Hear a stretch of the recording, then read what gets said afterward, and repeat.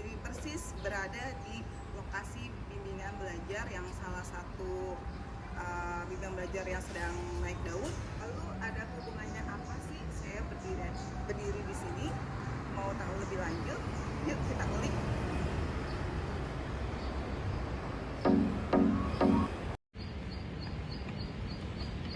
Pertemuan kali ini saya mau mempresentasikan tentang analisis Clash of Champion dalam strategi komunikasi pemasaran ruang guru. Pernah mendengar Clash of Champion atau pernah menonton video YouTube-nya? Kita ke slide latar belakang masalah. Digitalisasi bidang pendidikan Indonesia menghadirkan perubahan pada proses kegiatan belajar mengajar.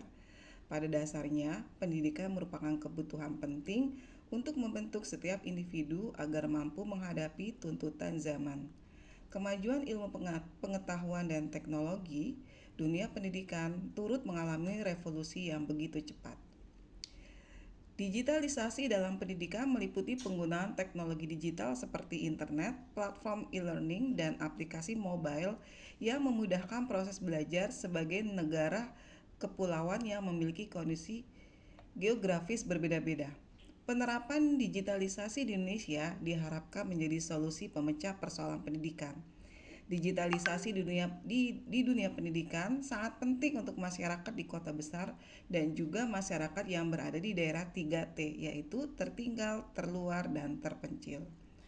Keberadaan digitalisasi pendidikan inilah yang dapat menjembatani kesenjangan pendidikan yang selama ini terjadi lantaran sulitnya menembus akses terbatasnya pendidikan konvensional yang disebabkan beberapa faktor seperti infrastruktur, kondisi geografis, dan ekonomi. Peningkatan akses internet serta mulai meluasnya penggunaan perangkat mobile menandakan kita sudah memasuki era digital. Pemerintah menyiapkan dan memperkenalkan teknologi kepada siswa dan guru melalui fasilitas laboratorium komputer di sekolah-sekolah dan memberikan akses internet. Hadirnya smartphone juga dapat menciptakan pengembangan platform digital yang bertujuan untuk menghubungkan siswa dengan sumber belajar berkualitas.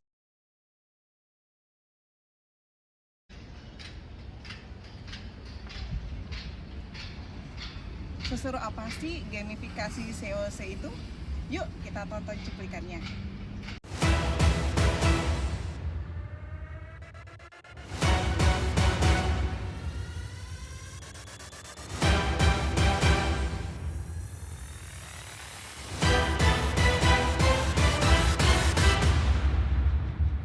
Champions, are you ready?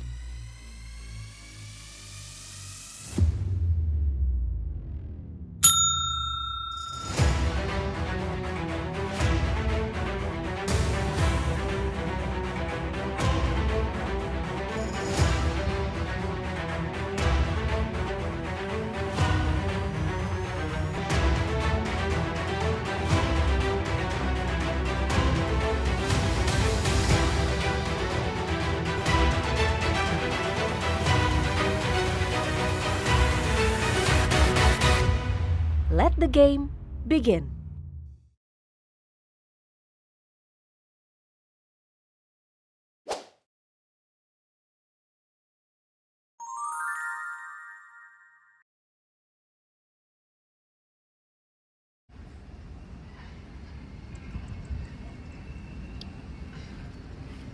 Dalam mempertahankan eksistensi pasca pandemi dan menghadapi persaingan bimbingan belajar di Indonesia, pada tahun 2024, Ruang Guru membuat gebrakan program gamifikasi yang berbeda, yaitu Clash of Champion.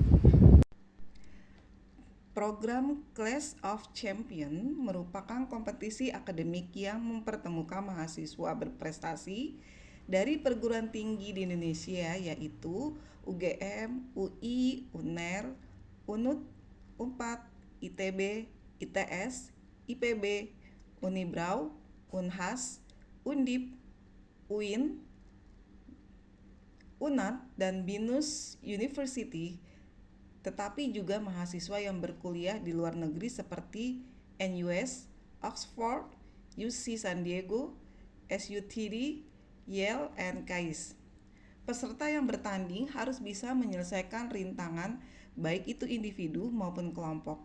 Dalam program ini juga akan diuji kemampuan bidang hitungan, spasial, logik, pemecahan masalah, dan hafalan.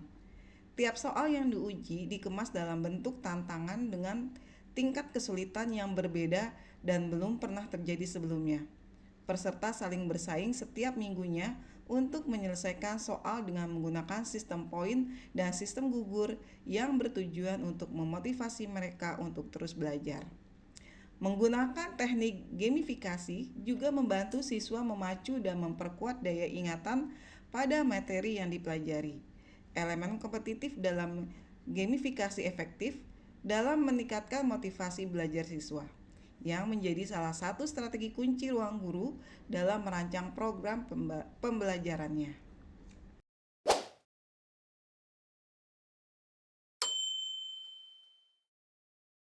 Dalam hal ini yang membuat saya penasaran dan penting untuk dikaji, bagaimana strategi komunikasi pemasaran ruang guru melalui COC ini. Teori dasar, use and gratification. Setelah kami kaji dari penelitian ini, ruang guru menggunakan teori dasar, use and gratification.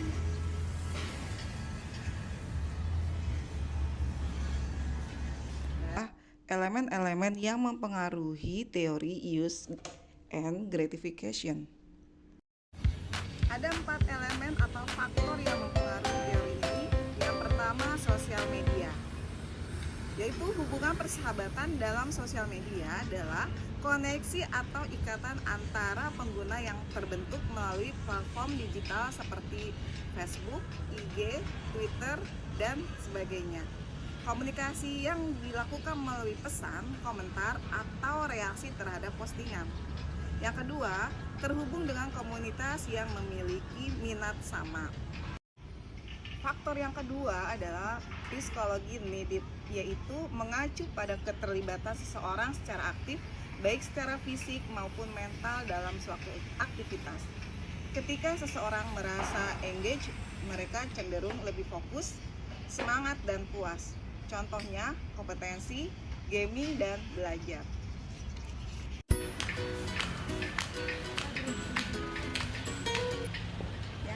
Faktor yang ketiga adalah cognitive needs. Di dalamnya ada pemahaman informasi, pengetahuan, pengembangan diri, dan pendidikan. Kebutuhan kognitif menjadi pendorong utama seseorang untuk belajar mencari informasi. Ketika seseorang memiliki rasa ingin tahu yang tinggi, mereka akan lebih termotivasi untuk memahami konsep-konsep baru. Contohnya, mahasiswa yang rajin baca jurnal ilmiah, yaitu ingin memperluas pengetahuan dan pemahaman mereka di bidang yang ditekuni. Contoh lain, orang dewasa mengikuti workshop, mereka ingin mengembangkan keterampilan baru dan meningkatkan kualitas hidup mereka. Faktor yang terakhir adalah emotional need, yaitu berisi tentang kesenangan, emosi positif atau afektif, dan pengalaman berharga. Kesenangan, pemenuhan kebutuhan emosional secara langsung berkontribusi pada perasaan senang, interaksi sosial yang positif, dukungan dari orang tua terdekat, dan rasa memiliki dapat memicu pelepasan hormon endorfin yang sering disebut sebagai hormon bahagia. Emosi positif itu emosi positif seperti sukacita, rasa syukur, dan optimisme seringkali muncul sebagai akibat dari terpenuhnya kebutuhan emosional. Ketika kita merasa dicintai dan didukung, kita cenderung melihat dunia dengan lebih positif dan menghargai hal-hal kecil dalam hidup. Afeksi mengacu pada perasaan atau emosi yang kita alami. Kebutuhan emosional yang terpenuhi dapat membentuk afeksi yang sehat dan stabil. Individu dengan kebutuhan emosional yang terpenuhi cenderung memiliki kemampuan yang lebih baik dalam mengatur emosi, membangun hubungan yang sehat, dan mengatasi stres. Slide ini adalah alur bagan kerangka pemikiran komunikasi. Oke, demikian presentasi kali ini. Saya Rini Handayani. Semoga bermanfaat. Sampai jumpa lagi. Assalamualaikum.